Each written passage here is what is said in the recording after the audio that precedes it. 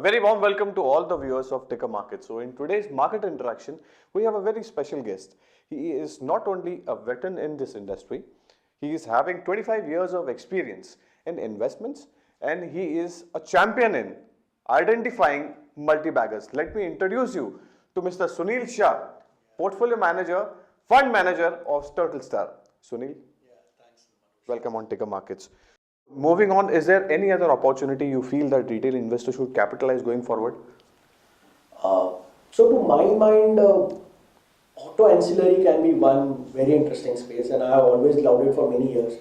When I run my screeners and I see the cash flow which is being generated by the sector, auto ancillary comes right there at the top. Sure. So auto ancillaries underlying growth is driven by the auto demand. Just to share one data point, in India, the number of passenger vehicles per 1,000 people. In India, the passenger vehicles, the number is 28 per 1,000. In China, that number is at 80 per 1,000. And in US, it is 800 per 1,000. So in India, it's 28, in China, it is 80. I'm sure with rising standard of living, that 28 can easily go to 50 or 55 or 60. I mean, it's almost going to be doubled. Yeah, but that's a huge leap, So when in Bombay City, both of us know how traffic is, but the only thing which will happen is it is going to worsen, and we all know that. So people cry about traffic, but the way in which I look at it is an opportunity about the number of cars getting sold. Sure. And auto ancillary benefits to that extent. Now, again in auto ancillary, I want to play the companies where the content per vehicle is going to increase. Perfect. So just to give an example, if I'm looking at a company, let's say Lumax Industries, which I have it in my portfolio for my clients. So Lumax Industries, earlier the content of light per vehicle was roughly about 700 to 800 rupees. Now with LED coming in, the content is going to shoot up from 700, 800 rupees to roughly 8 to 10,000 rupees per vehicle. So if the number of cars getting sold increases plus my value of content per vehicle is increasing, my revenue is going to increase as a company. So I have a multiplier effect of revenue plus the industry growth rate. Likewise, if I look at a steel strip wheels, which makes the wheels of the car wheels are changing from steel wheels to alloy wheels. Exactly. And that alloy wheel which was there in the high-end car is over a period of time going to come down even in the Alto of Maruti.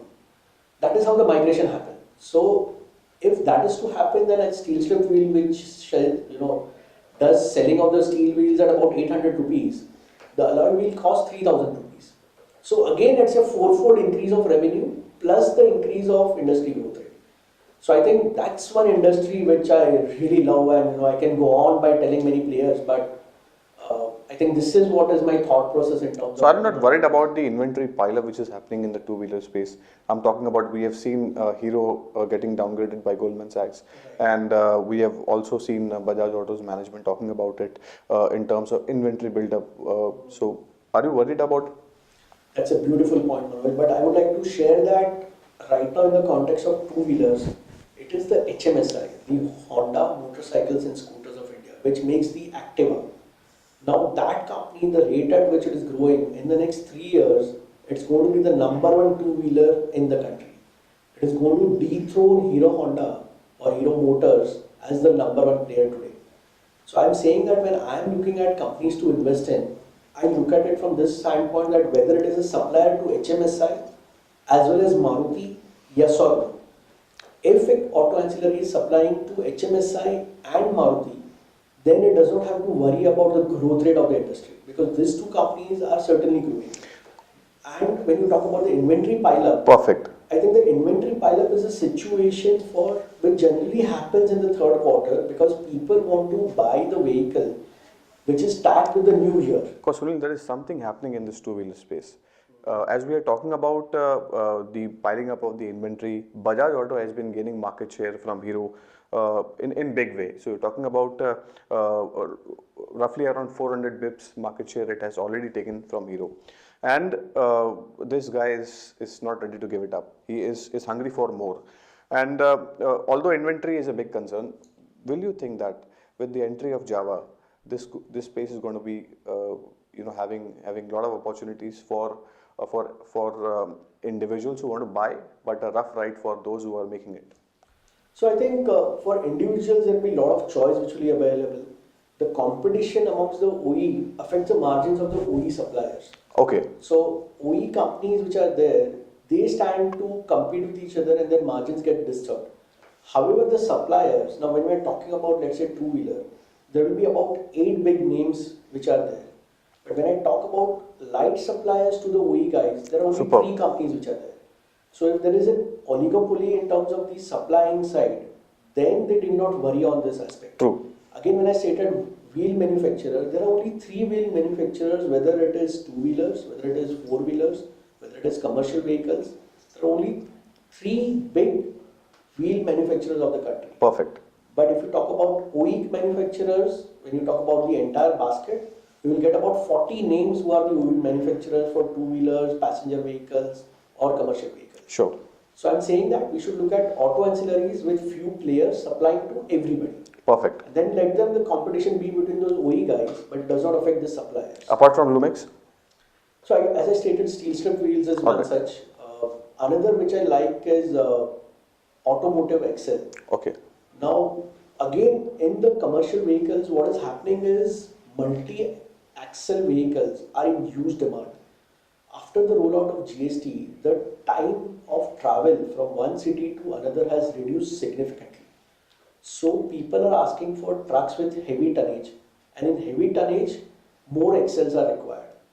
So that is where Automotive Axles stands to benefit, because if earlier in a commercial vehicle there were 2 axles, now if you have 4 more tires, there is 1 more axle which will be required. And Automotive Axle is a subsidiary of Bharat Forge and Meritor.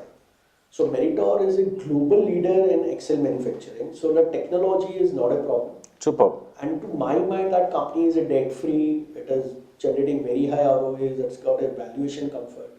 So I think these are the picks where money can be made. So I think that's one more which you can add it to the list along with Lumax. Sure. You're talking about many stocks. Is there any sectors that retail investors should avoid going forward? So in 2018, I think a lot of money was made in the chemical sector. What I understand or what I read, or For that matter, 2016, 17, 18. Yeah. In the last 2.5 years, a lot of money was made in the chemical sector, and that was purely driven on one factor, which Pollution norms in China. Pollution norms in China. Now, what is happening in China is, let's just to give an example, if the chemical plant is in the heart of the city, let's say BKC, it's been told to shut down, and it has to shift somewhere, let's say Palghar or some place, and the capacities are going to be 3x of what they were at BKC. So plants are getting shut down at those regions, and 3x capacities are coming up at a distant location. All right. And that is happening in China, and all those plants are likely to start from 2019. So if again China supplies the world with chemicals, I think should be a no-go area now, because the prices will correct, and in commodities, you need to take a right exit. Perfect. So I think this is one such pocket which I think one should be avoiding.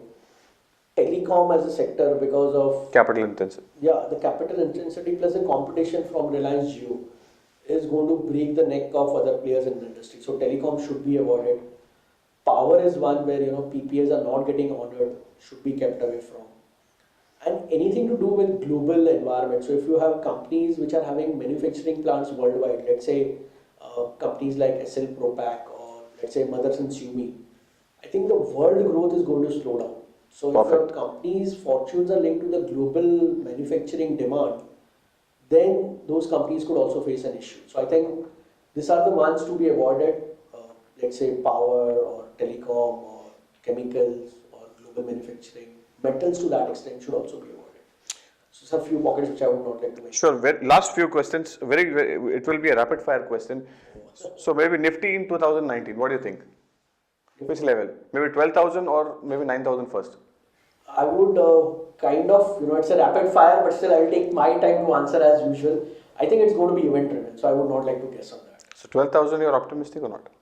I am hopeful and wishful. Interest rate from here on? Will be flat, will not go up. And how much in the domestic market. And how much will your portfolio give returns? So this is Ticker Markets wishing you, Sunil, all the best on this a great initiative which you have taken, and we wish that this Total Star will give a lot of stars to investors as well, and we wish you all the best. Thank you so much, Sunil. Thanks.